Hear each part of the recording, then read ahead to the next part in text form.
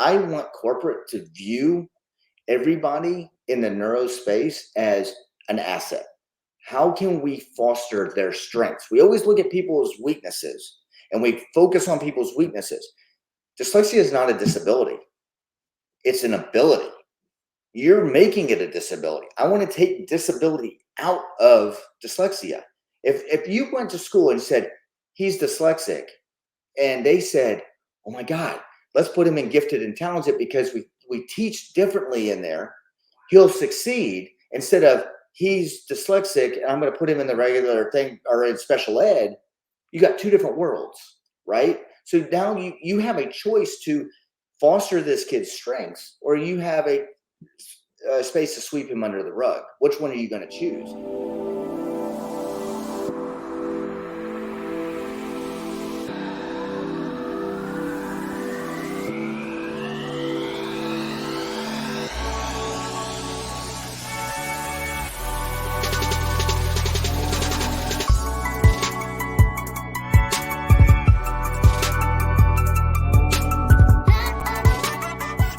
Could you just tell us a little bit about who you are and what you do?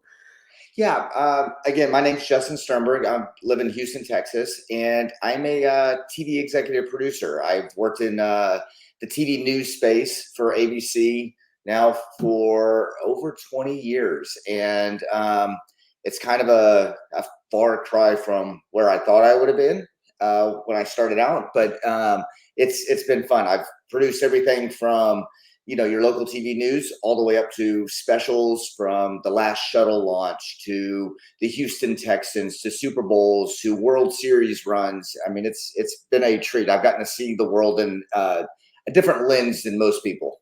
Justin, it is incredible. And when we reached out and we said that we would have this conversation, I was thrilled to have you. So Justin, if I can kind of take you back a little bit more with regards to to talk about dyslexia. Yep. So, and obviously you've been able to craft an incredible career, and through hard work and determination and talent. Let's not get put that to a side. Right. What was it like, kind of growing up with dyslexia? I mean, were you diagnosed with dyslexia late on, or have you been diagnosed? What was that? What was the story behind that? I was diagnosed very early. I was in first grade. I started like every kid, kindergarten, learning to read, write, stuff like that. And like every kid, you kind of just fit in and go. It's slow enough to where you can go, and you kind of can mask any type of feels. But once I got into first grade and they really started pressing to learn to read and everything else, there was a definite difference in my learning compared to the other kids. My parents recognized that. So they got me tested and they were trying to figure out what was going on. And they determined that I had dyslexia. They determined, probably at the time it wasn't called ADHD, but probably some sort of ADHD. But they said, you know what? Let's put him on Ritalin. We'll just put him on Ritalin. And my parents put me on Ritalin, and they said I turned into a zombie. And they were like, this isn't my kid. And the teacher said they pulled me off of it, and the teachers told them, they go, you know what? If you do this, he's going to turn. There's a good chance that he's going to drop out of school. He's going to, never go to college. I mean, that's not even an option. There's no way. And you know what? There's a good chance he'll end up in jail. And my parents said no. I mean, and I'm lucky. I had parents that focused on that and said, I want the best for me. And I thank them for that, because I see so many kids these days that get pushed aside, slipped under the rug and everything else. And my kids were part of that. When I had kids, I was like, I knew that dyslexia was a part of our life. And we warned teachers, we told teachers, be on the lookout for these signs. We know it runs in our family. And again, they got swept under the rug and not introduced and everything else. So, it's always been part of my life. Dyslexia has always been part of my life. And I've had to fight.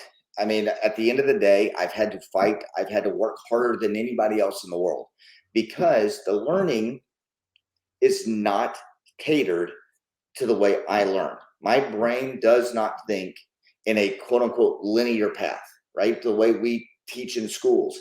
And But once I found strategies and these teachers that they hooked me up with and started teaching me the science of reading, I'll never forget in 8th grade, my parents said, you know what? We've met this lady. She wants to work with you.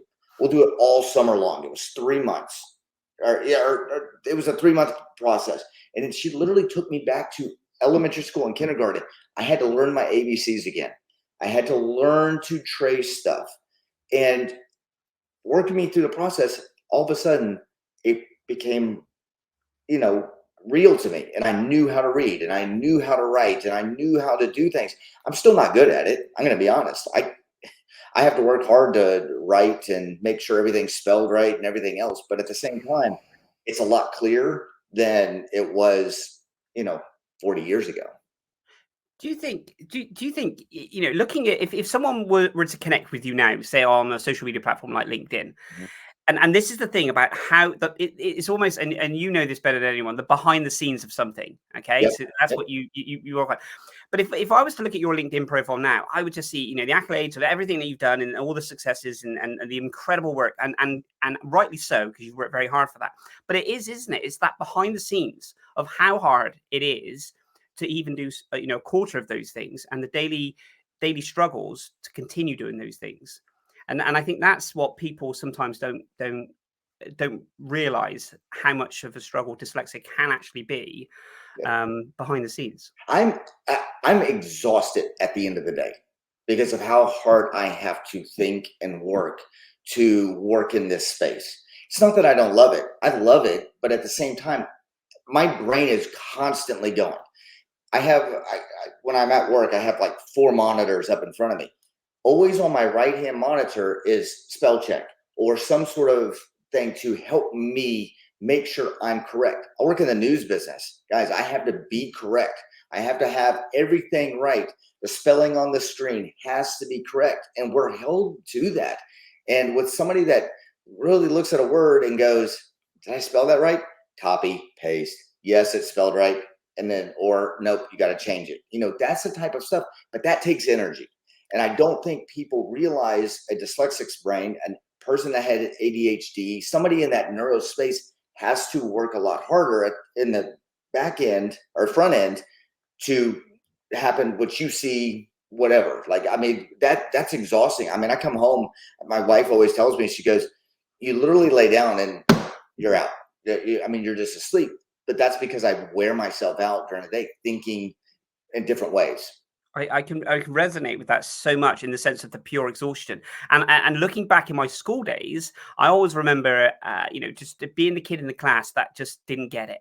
Mhm. Everyone around me just they put an equation up on the up on the board, Mhm. and I wouldn't get it. They put some English text, some writing on there. I just wouldn't get it. And I remember just sitting there thinking, why don't I get it? And I would walk home from school with a migraine, and I'd Mhm. actually feel, the analogy I'd always say that I felt like my brain was fried, and Yep. I would just always be exhausted. And I remember my parents thinking, he's got low in iron or something, because he's just Right. low in energy. And Yep. and what I realized growing up, throughout the years, was it's just pure exhaustion. And I guess that's what you're saying. Once you're done, you're done. You have to kind of, you hit that reset button. It's almost Yep. like a battery charger. It just needs charging again.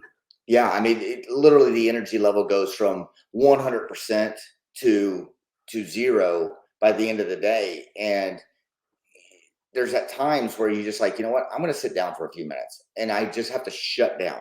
And I have to, whether I turn on the TV and watch something just mindless or I go for a run. I mean, I've always said my mental health, my dyslexia relief is I'm going to go run because I also think better when I work out. That's my outlet. That's my ability to think when I can't sit at a computer and sit there and try to type up my stories or whatever, and I'm just brain block, I go run. And guess what? I write that segment as I'm running, and I come back and I put it on paper, whether I voice it into my phone or I sit there and just type away.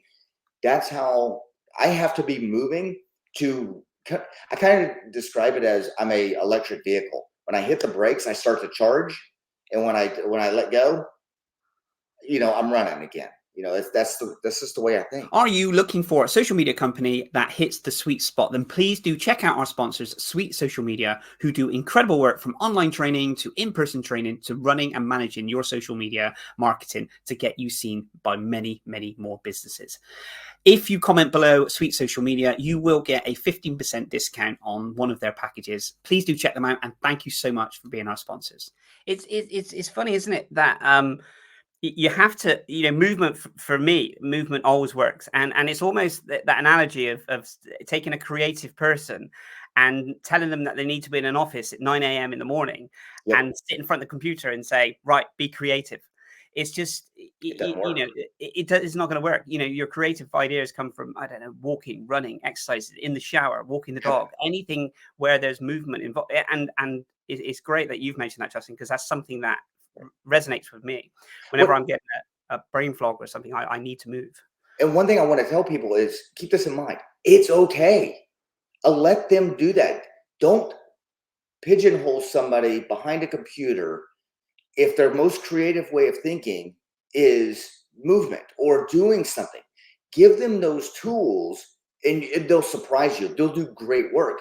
The problem is a lot of time, and we still work in this archaic world a little bit of, like you said, show up at 9 o'clock, sit behind a computer, type all day, go home. Why? Why do we work in that space? We've proven during COVID, we've proven during other events.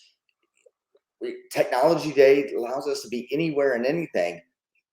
Be in your space. And, working in a creative field that I do, what people see me, we kind of joke around. I'm doing laps. I'm walking around the building, or I'm going and having a conversation with one of my colleagues at their desk. And they're like, why didn't you just email me, Slack me, or do whatever? And I'm like, I want to have a conversation with you. I get more out of having a face-to-face conversation with somebody than I do reading an email. Because you know what? Reading an email is going to make my brain hurt. If I do too much. Yeah.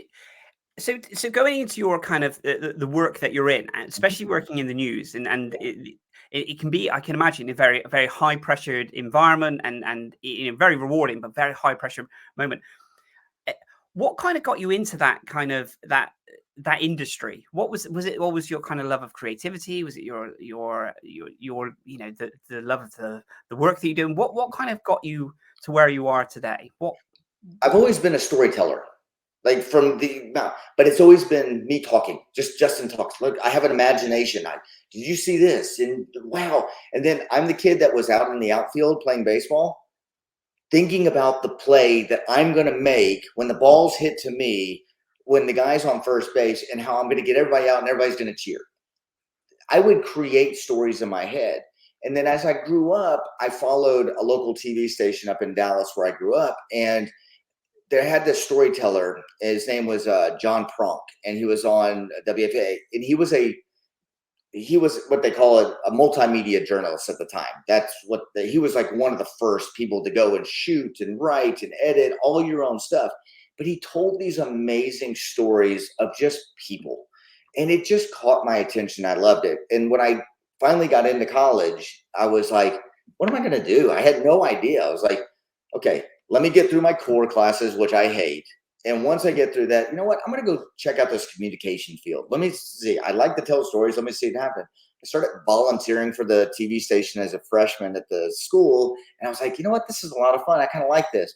And I would be able to create these stories, and I would be like, that was really fun, and to be able to do it professionally, especially here in the States where it's a very competitive field, right? To get out of college and then go into TV, I started in a real small market and had to work my way up to the bigger market and then get into Houston where it's a large market. And you kind of had to it's a little bit of who you know, what you know, and what you know keeps you there type thing. But it was being able to tell stories at this level is so much fun for me. So it's my outlet, right? If I get to tell you a story, like telling you today, these stories, that's fun for me. I love doing it. Do you think, which is incredible, and I think that's the key, isn't it? Do something that you love every single day, and it feels like, even though it's work, don't get me wrong, it's hard work, but it's joyous in that sense. Well, how do you kind of cope with going up through the ranks of what you were doing Yep. with your kind of, sometimes keeping, I guess, the dyslexia to yourself in some aspects. Mhm. What was that like? Because you mentioned the analogy of putting something out on the news, Yep. which is far different to if I put out a social media post and it was spelling. I may get a few people, back in the day, I may Right. get a few people mentioned that the spelling was incorrect. But how do you deal with that kind of level of pressure, knowing that every day is tough? Knowing that I know you've got the strategy with the spell Yep. check, but how do you deal with that pressure? It's hard. For many years, when somebody would write me and say you misspelled this, or it's an email, can you spell? Yeah, I mean you missed, or you. I got all those emails. Now I respond to those emails. Sorry, my dyslexia got me today. I'll be better tomorrow. You know, being able to do that is a huge relief, and it really kind of quiets the critics. I mean, honestly, that's been one of the toughest things for me, is having to be silent and not tell people, because the fear that it would be used against me. And now I don't do it anymore. Like, I've gotten to the point where I'm like, you know what, enough's enough. If you're gonna push back on me, I'm gonna push back on you. And I'm gonna tell you that you're you're focused on the wrong thing. If you're worried about me misspelling an email to somebody, or a Slack message, where's your mindset? The business is what we're here for. The storytelling. Was there anything wrong with the story? Was it factually wrong? Was it? Focus on the things that we need to worry about. At the end of the day, nobody's writing in going, "Oh my God, can they do this? Can he? Can?" No, they're not. And let it go. I didn't. I always tell people on TV, I'm not curing cancer. I'm not performing brain surgery. Guess what? I'm telling you a story. And guess what? You're my audience and you want to hear it. Was the story good or not? I mean, that's what it is today. We focus on these little minute things that don't really matter in the grand scheme of things. So uh, move on. You I, know. I I think that's it's so interesting because it's so true. Mhm. When an email goes out or a piece of content goes out or something goes out, I think to myself, "That is that all you took from that? Yep. Is that it?" So so you talk about the kind of the strategies that you have in place. Obviously, Mhm. you have many monitors and Yep. the spell check side of it, and it is, I guess, it's a daily struggle to make sure that you're do you double check yourself or, triple check yourself all the time? Are you able to kind of just say, okay, I've done that. I can move on? No, I'm always triple checking myself nowadays. I still do that because I know what's going out on air and I want to be perfect. It took me a long time. I'm going to be honest. I misspelled more words on TV than I can count. That's why you start in those small markets, make your mistakes, and work up to the bigger markets. But at the end of the day, I am a creature of habit when it comes to my workflow, as far as checking my spelling, checking other people's spelling, going through. I want everybody to be perfect. I don't want people to fail in those areas because I know how personally they are to me.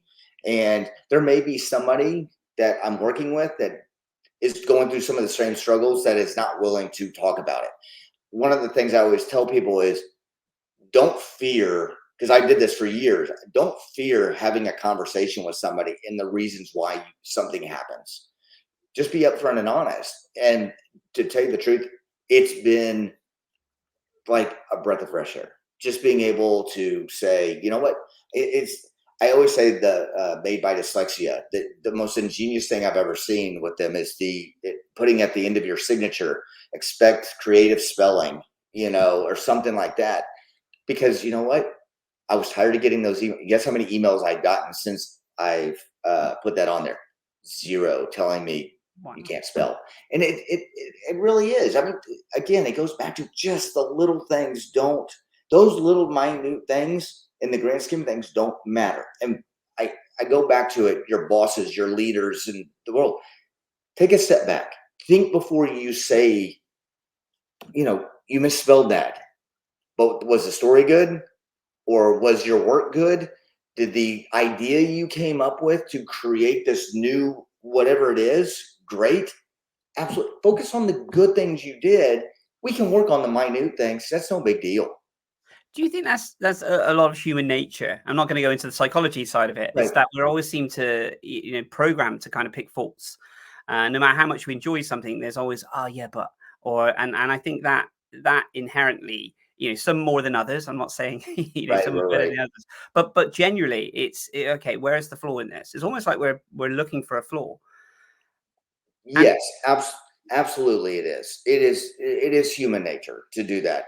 But at the same time, we got to break that habit a little bit, because what you're doing to somebody in the neuro space is you're actually breaking them down. And for somebody that's been broken down as a kid and being told you're dumb, you're stupid, you can't read all your life, that really, those little things really kind of hit you a lot harder than the person that is the valedictorian of their high school class, or makes all A's and doesn't have these struggles. They don't understand that you're really kind of throwing that dagger into somebody and just kind of twisting and stuff like that. You may not show it on the outside, but it really does kind of hit you in that space. it does, because we go through this kind of turmoil in school where there's schools, high school is tricky enough as it is. You throw dyslexia in there, and the confidence levels goes down. And then you go into the workplace, and then you have to kind of fight your way through all the politics and the not the bureaucracy, but the way that some workplaces are set up. Right. And then the confidence level, if you're not at that confidence level, and it, like you said, there's a comment that happens, it can Mhm. just knock you back. And that can limit your career prospects, because of the confidence, not going for that promotion or not really doing this. And then you're in stalemate, Yeah. and sometimes not, from your own choice. Yeah, I mean, for sure. I mean, I've gone through that. Like, I mean, how many times have I said, you know what, I'm not going to send my resume in for this position because I'm worried that they're going to look at me differently. It's like I don't know, maybe this is a fear of yours, but it's always a fear of mine to send my resume to a company, because I look at it, I don't see any mistakes, but I always worry in the back of my head, is there a mistake there? Did I not complete that sentence right? There's not a comma in the right place? What are they going to focus on versus what I really can do? I always say, have a conversation with me, because at the end of the day, I'm going to tell you what I can do and how I can do it great and how I can help your company versus my resume. And it doesn't really tell me who I am. Absolutely. And that goes back to when you said, let's have a conversation. Let's not just have an email. And Yeah. if you have that opportunity in so many different, facets of your life especially in the workspace, that helps. Going on to CVs then, because like I mentioned, if I jumped onto your social profile and Mhm. saw, the accolades and everything else that the incredible stuff that you've done, Yep. how would you feel if someone, putting your application form in and saying, I have dyslexia, and then putting your application form and saying, I don't have, and not mentioning it? How would you feel now being able to put your CV in and confidently saying this, but in the back of your mind thinking, is this going to determine whether, are they going to look at everything I can do in my skill settings, or are they going to focus like they do on the misspell? Yep. Are they going to focus on, yeah, but they've got dyslexia? Are we at that stage yet corporately? No, Generically, I say this, not even globally, close. and that's the fear, isn't it? That's the fear. Absolutely. Absolutely. And look, I see it all the time. In fact, I just had a conversation with my HR professional at work. And I was like, today, if I apply for a job and I see when they get to the disabilities accommodations page, if I see dyslexia on there, I will not click it. I still have that fear in the back of my mind that they're going to hold that against me and they're going to utilize that against me. And she's like, well, have you ever thought of it the opposite way, that it may help you in this space that we live in today, because we're so hyper focused on disability and people that are unique in these spaces? And I'm like, I'm not there yet. I don't think as a society we're there yet. I kind of always go back to kind of the, Albert Einstein. Yeah, I mean, you look at it, we knew back then. We knew well before him. I have an article from the Houston Chronicle back in 1950 something that it was talking about the effects of dyslexia. and how it's impacting so many kids in our space. That was in 1950 we knew about this. We're still dealing with it, and we're still not caught up. No matter how many laws are passed, no matter how many things are passed through the school districts, we still today don't teach the way we do. I always say we have kids.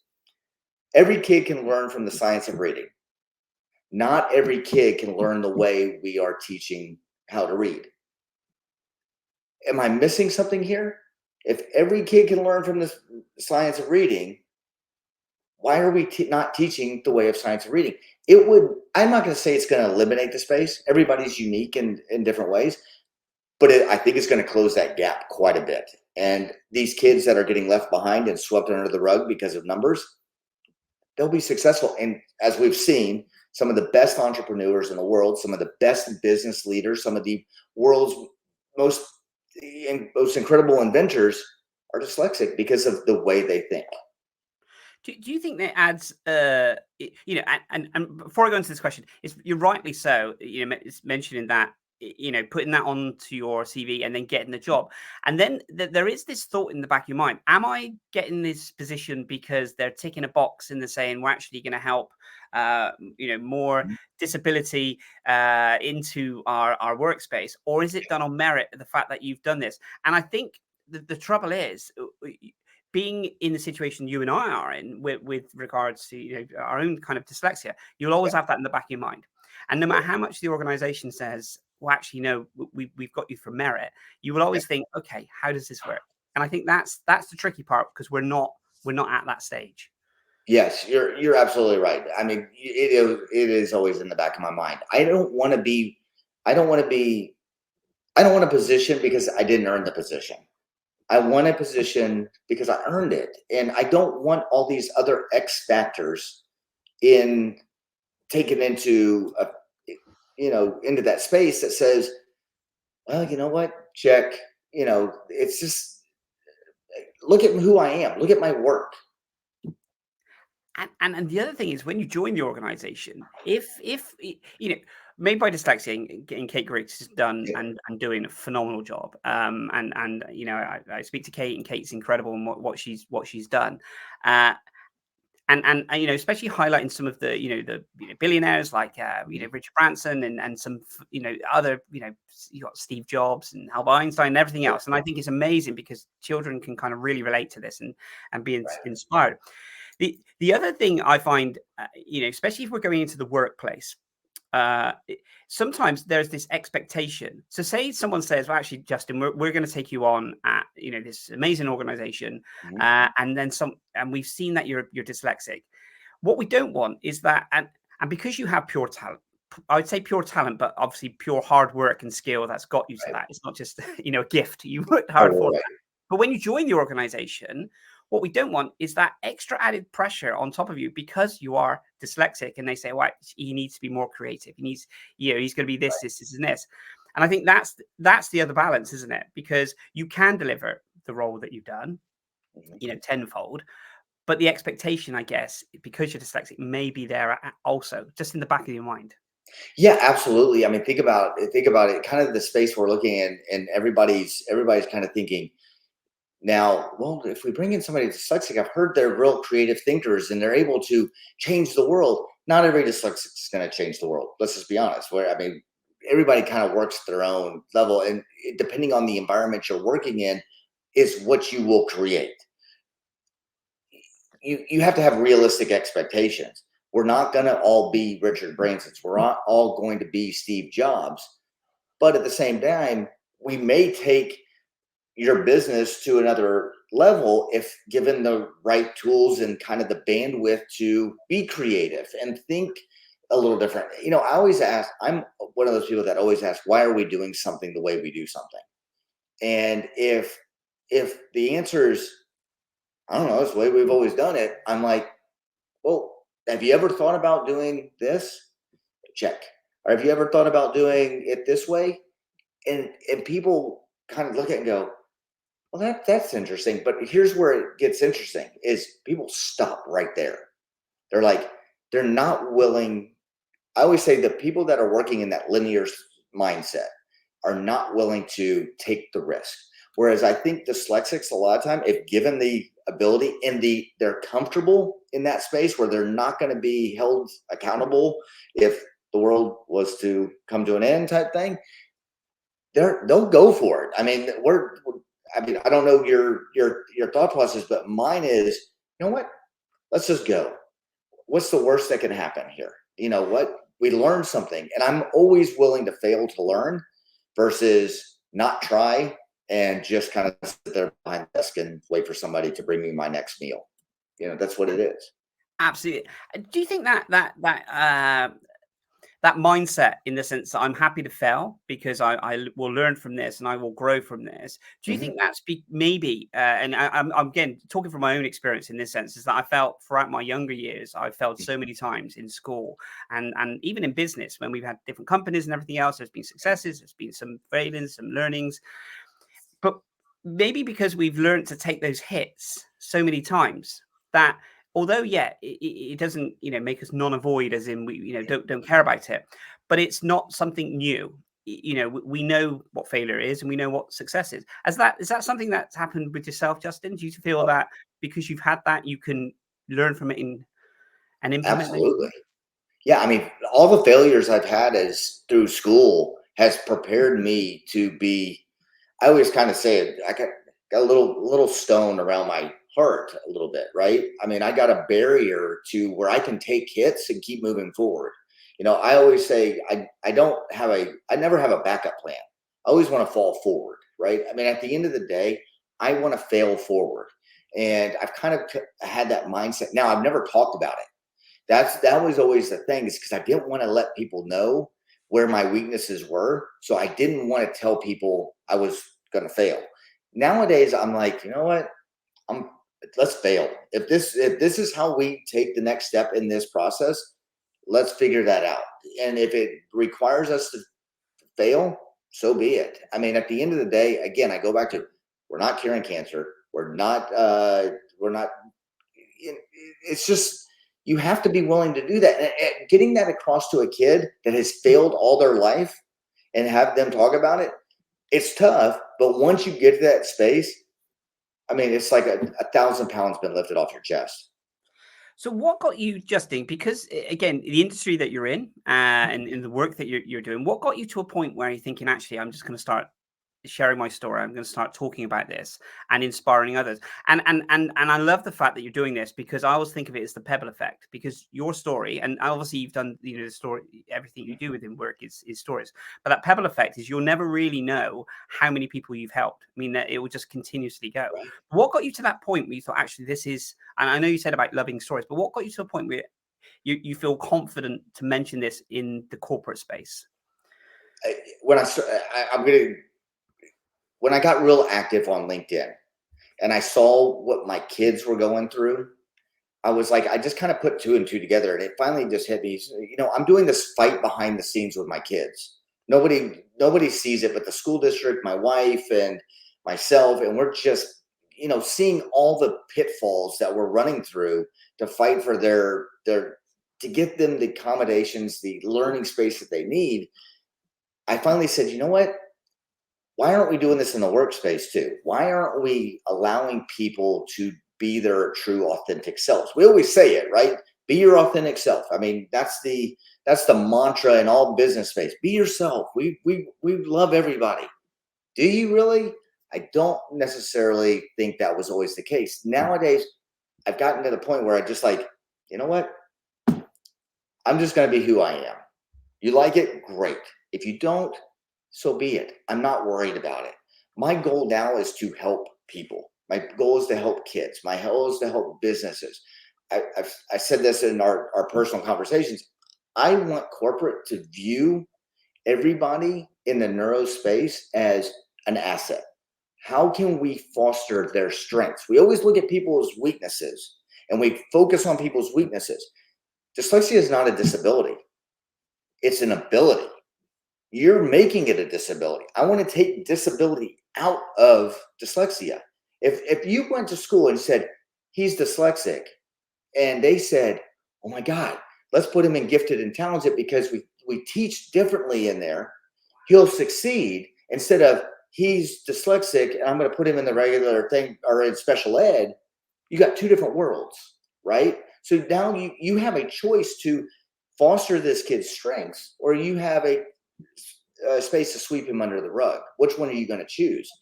My goal is to put him in the gifted and talented space, because as I always say it, I walk up to a forest, most people see trees.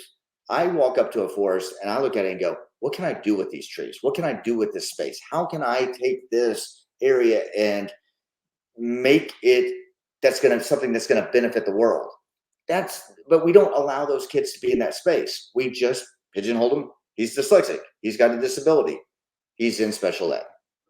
Can't do that anymore. I absolutely love. I have goose pimples when you mention that, the gifted and talented. That to me was just like a light bulb moment. And you're absolutely right. We do, as I mentioned before, it's human nature to focus on the negatives, Right. or there's a mistake to to battle down someone's armor or in anything else. And we do, take children out of school, and we say into other classes because they need special help in that side of it. And it's just changing that mindset, because if a child, I mean, I was excluded from all the mainstream lessons for my 5 years of high school. So that was, in a little cabin, little porter cabin hut, just given coloring in books just to occupy me for 5 years. So my education was stolen from me.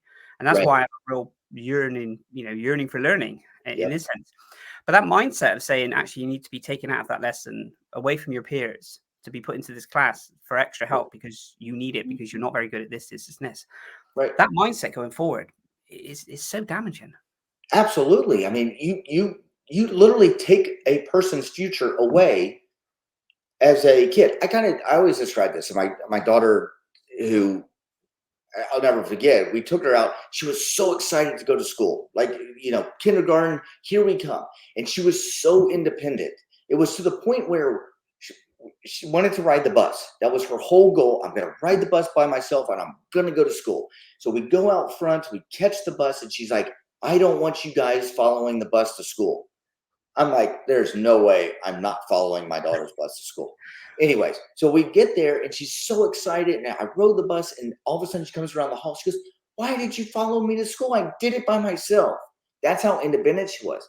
But as the years went by, you could just see it being sucked out of her, because she didn't learn the way the other kids learned. And they took option A and put her in those small groups, put her in the classes outside. You take your tests over here, the rest of the kids take their tests over here, you teach in this area over here, instead of putting her in the gifted and talented section to let her think on her own. You've taken her independence away.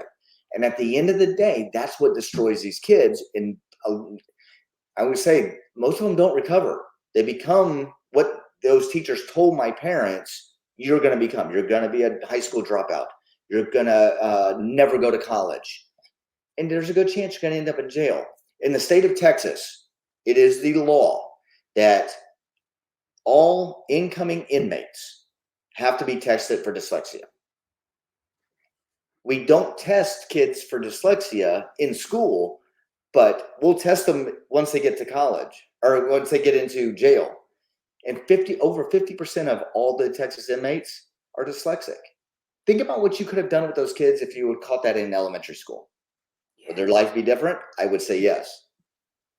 It's kind of, shutting the gate after the ball was being released, isn't it? Or the prevention Absolutely. cure. It's this, okay, the after, some of the help and support that could have happened, in the early years, has taken this person now into, into prison. Yep. And now we're saying, okay, let's talk about some of the things that we can help and support with, or some of the problems that you have. It's just, yeah, it's heartbreaking, really, to have, to see the continuous struggles. And as you were mentioning about your daughter as well, that confidence level, that's heartbreaking, because sometimes it's done subliminally in the way that it could be different tables or different colors of tables. Say the red table is where the smarter kids, as they put the analogy, and then the yellow table is maybe, and I'm not a teacher, so I've just heard about these things. So please don't Right. quote me on these things. Right. I know in some of the primary schools in the UK, they have these things. So if you imagine you're a child and you're sat on this table and it's a different color because that's the color of the table, and everyone knows that that color of the table, the children need more Right. support. It, you know, your friends and everyone looking over it, that confidence. Yep. You know, how do you even begin at that age to start building on that? So you go in, or you start masking. Yeah. I mean, at the end of the day, kids know, and kids will hold that against you. Like, I mean, kids are cruel. I mean, when you're growing up, the kids at the red table that can't read as well as the kids at the blue table, they're going to hold that against it. And now they're not going to be your friend. These were all your friends up until elementary school. You had no problems with them. That's why I kind of go back to, I kind of developed that little stone around my heart, whereas I've had to build up this thick skin to deal with all these bullies over the years. And at the end of the day, that helps me in business. I mean, honestly, I was able to do it, but a lot of people, a lot of kids don't have that ability to push that aside. So they take their creativity a different direction. Where did that sheer, tenacity, that confident uh persona and the stuff that you do, what got you to that then, Justin? Because and don't get me wrong, I know everyone has their good days and their bad days, but Yep. you've been able to carve, from a difficult start to, to very successful career and then what you're doing. What was that like for yourself? It was people recognizing my strengths. It was people having confidence in me.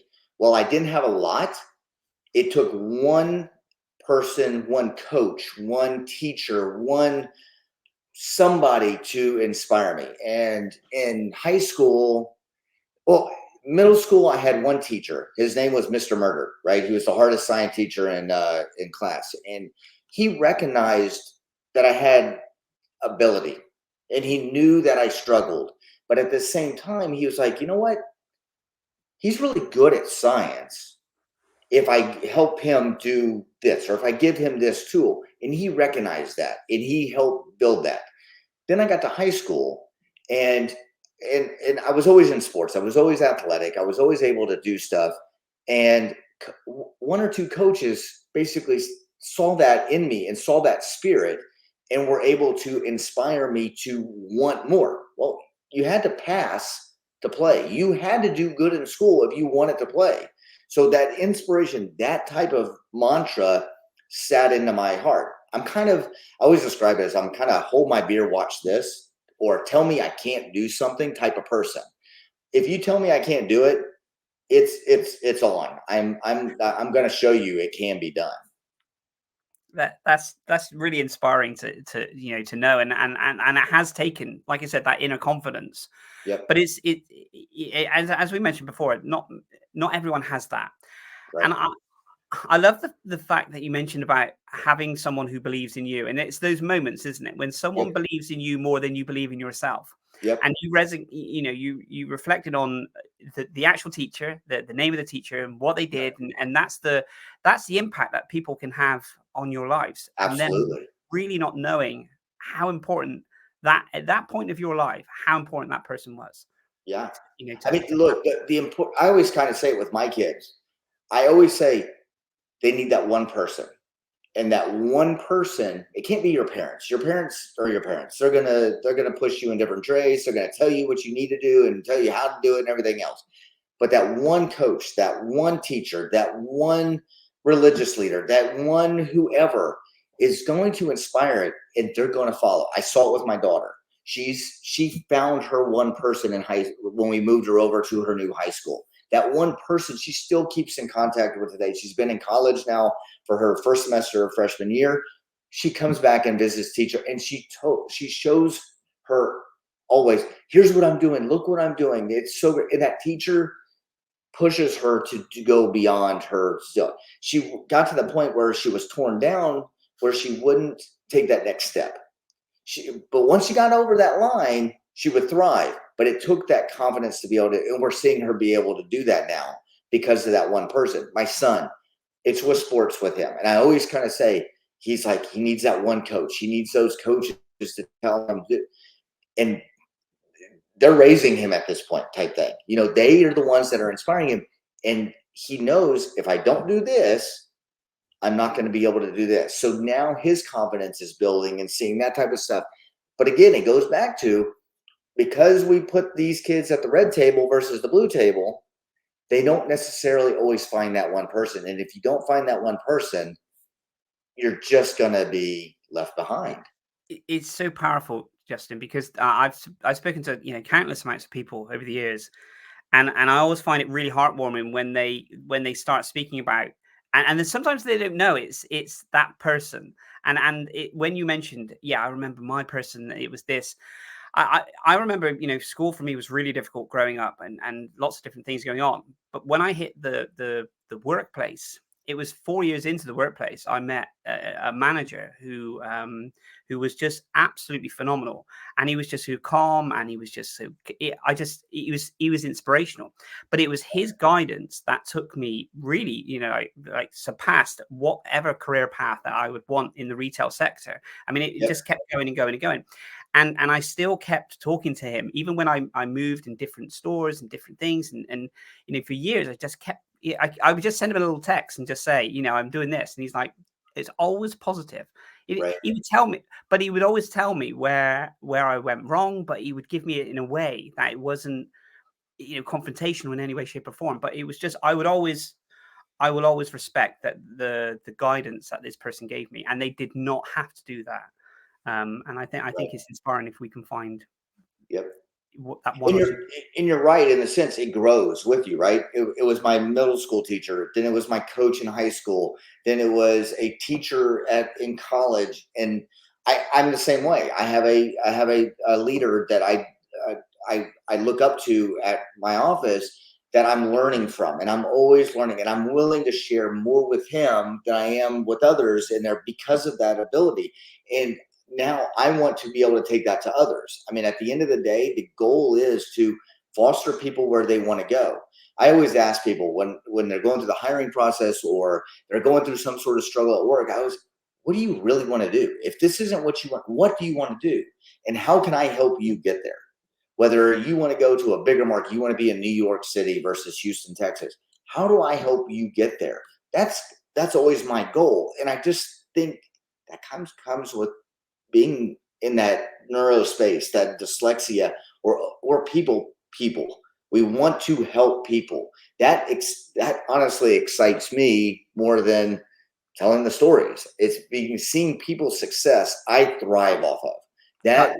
Nothing makes me happier than seeing somebody that I've worked with succeed where they want to go.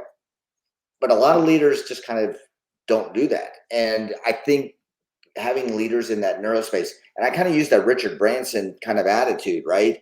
Is he's kind of like, that's a good idea. Here, go. We don't get a lot of that. It's a lot of managers are like, I need you here at this time, and I need you to do this. It's due by 5 o'clock. That doesn't really inspire. Let's inspire people, and you get more out of them. Asking that question, what is it you want to do? How can I help you?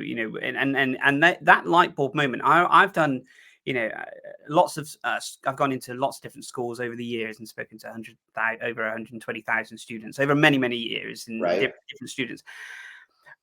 Doing school talks and everything else was very rewarding and very inspirational. But the most amazing thing is it's the questions afterwards that someone comes up, and I'm sure you've had that, where someone asks you a question. And I always remember someone talking about business, and they were saying, I'd like to start a business.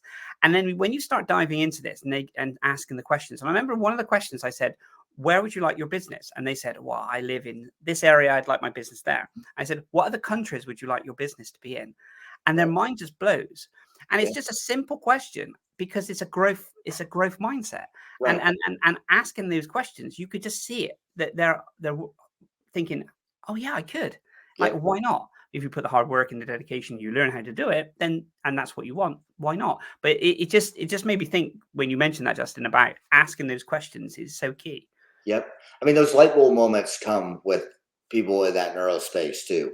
Yeah. Think about it. We ask a lot of questions, but at the same time, people ask us questions, which triggers another answer and another idea and another thing.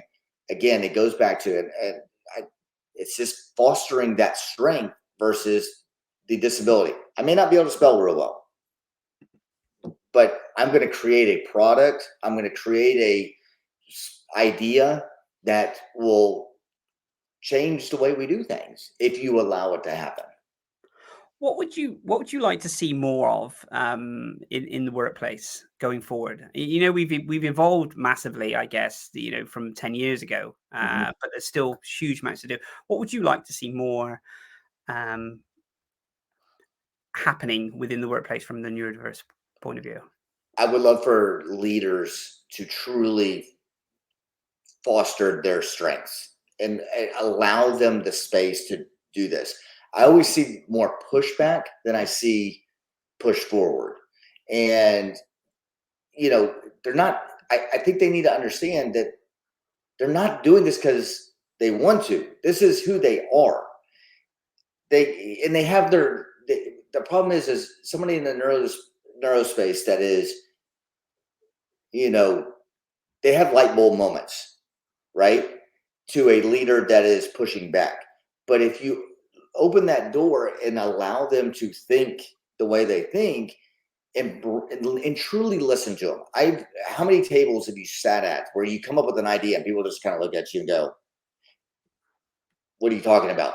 And it's not because they don't like the idea. It's because they don't know how to execute the idea. If you allow that person to get the bandwidth to execute that idea, it's going to be a whole different world. And I think a lot of leaders squash that a lot of times. So I would like to see in business leaders recognize that this is a asset versus a disability. And if once they do that, it's going to open up doors. And again, use examples.